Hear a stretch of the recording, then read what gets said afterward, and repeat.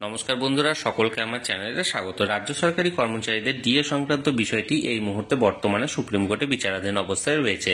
কারণ রাজ্য সরকারের তরফ থেকে যে স্পেশাল লিভ পিটিশন বা এসএলপিটি সুপ্রিম কোর্টে দায়ের করা হয়েছিল, সেটি এখনো পর্যন্ত কোনো সুরাহা হয়নি এবং বর্তমানে পেন্ডিং স্টেজে রয়েছে।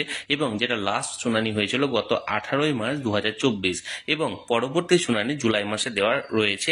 এখন এই মুহূর্তে সুপ্রিম কোর্টের ডিএ কেসটি বর্তমান স্থিতি কি এবং কবে নাগাদ কি হতে পারে বা বর্তমানে কি আপডেট রয়েছে সুপ্রিম কোর্টের ডিএ কেসটি, সেটি নিয়ে আজকের ভিডিওতে বিস্তারিত আলোচনা করব।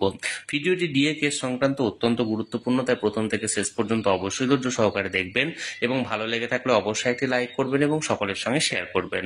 আর সেই সাথে এই চ্যানেলে যদি প্রথমবার হয়ে থাকেন এই রকমের ইনফরমেটিভ ভিডিও আরো দেখার জন্য, যারা এখনো পর্যন্ত এই চ্যানেলটিকে সাবস্ক্রাইব করেননি তারা অবশ্যই চ্যানেলটিকে সাবস্ক্রাইব করে নিতে ভুলবেন না।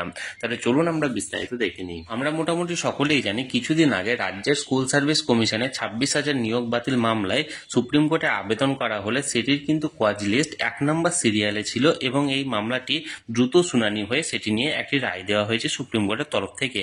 তখনই বারবার সরকারি কর্মচারী বন্ধুদের তরফ থেকে বিভিন্ন রকমের প্রশ্ন এসছে। সেটি হলো, সুপ্রিম কোর্টে স্কুল সার্ভিস কমিশনের মামলাটি যদি 1 নম্বর সিরিয়ালে আসতে পারে, তাহলে ডিএ মামলাটি কেন কখনোই প্রথমার্ধের দিকে আসছে না? অর্থাৎ আমরা গত 2 বছর থেকে লক্ষ্য করে এসেছি, ডিএ মামলাটি যখনই হিয়ারিং এর জন্য সুপ্রিম কোর্টে ডেট পড়ে তখনই সেটা 50-এর ওপর সিরিয়ালে বা দ্বিতীয়ার্ধে বা শেষার্ধে এই মামলাটি শুনানির জন্য সময় নিশ্চিত থাকে। কেন এই মামলাটি প্রথমার্ধে আসতে পারে না, যেখানে স্কুল সার্ভিস কমিশনের প্রথম সিরিয়ালে স্কুল সার্ভিস মামলাটিকে এন্ট্রি করা হয়েছিল? এটি সদুত্তর না জানা থাকলেও বর্তমানে এই ডিএ মামলাটি কোন পর্যায়ে আছে বা কোন স্থিতিতে আছে সেটি নিয়ে আজকের ভিডিওতে আমরা আলোচনা করব। দেখুন, এই মুহূর্তে আমরা সুপ্রিম কোর্টের ওয়েবসাইটে আছি। এখানে ডায়েরি নাম্বার দেওয়া হয়েছে 35292/2022। এখানে দেখুন, the state of West Bengal versus confederation of state government employees West Bengal. এখানে একটি মামলাকারী সংগঠনের নাম দেওয়া থাকলেও এখানে আরো দুটি মামলাকারী সংগঠন আছে, যার মধ্যে হলো সরকারি কর্মচারী পরিষদ এবং দ্বিতীয়টি হলো ইউনিটি ফোরাম। এবার দেখুন, এখানে কি বলা হয়েছে যে ডায়েরি নাম্বারটি দেওয়া হয়েছে, তারপর ফাইল অন 23 নভেম্বর 2022 এখানে ফাইল করা হয়েছিল, সেকশনটা ছিল 16। এবার কেস নাম্বার দেখুন, এসএলপি অর্থাৎ স্পেশাল লিভ পিটিশন আছে, যেটা এখনো পর্যন্ত সুরাহা হয়নি। যে রকমের পেন্ডিং ছিল সে রকমের পেন্ডিংই আছে।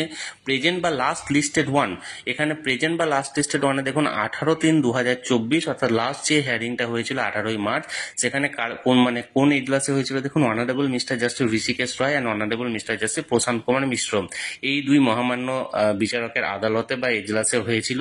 স্ট্যাটাসটা দেখুন এখনো পর্যন্ত পেন্ডিং দেখাচ্ছে, কোনো রকম কোনো আপডেট নেই। ডিসপোজাল বা ফাইনাল ডিসপোজাল এট অ্যাডমিশন স্টেজ সিভিল কেসেস, যেটা 15/7/2024 আগামী যে শুনানির ডেট সেটা এখানে এন্ট্রি করা হয়েছে 15 জুলাই 2024।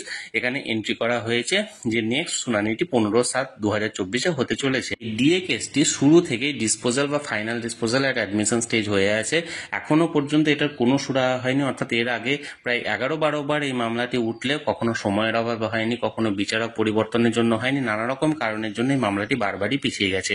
এখন 15/7/2024 দেখার বিষয় যে এই 15 জুলাই 2024 এই মামলাটি কত নাম্বার সিরিয়ালে ওঠে, বা সিরিয়ালে উঠলেও যদি দ্বিতীয়ার্ধে হয় তাহলে সেক্ষেত্রে বিচারকরা এই মামলাটি শোনার জন্য নির্দিষ্ট টাইম পায় কি পায় না, বা এই মামলাটি আবার পরবর্তী কোনো সময়ের জন্য পেছিয়ে দেওয়া হচ্ছে কি হচ্ছে না।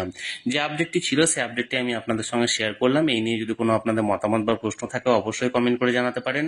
আর এই ভিডিওটি ভালো লেগে থাকলে অবশ্যই একটি লাইক করুন এবং সকলের সঙ্গে শেয়ার করুন। আর সেই সাথে এই চ্যানেলে যদি প্রথমবার হয়ে থাকেন এই রকমের ইনফরমেটিভ ভিডিও আরো দেখার জন্য, যারা এখনো পর্যন্ত এই চ্যানেলটিকে সাবস্ক্রাইব করেননি তারা অবশ্যই চ্যানেলটিকে সাবস্ক্রাইব করে রাখুন। ধন্যবাদ, দেখা হচ্ছে পরের ভিডিওতে।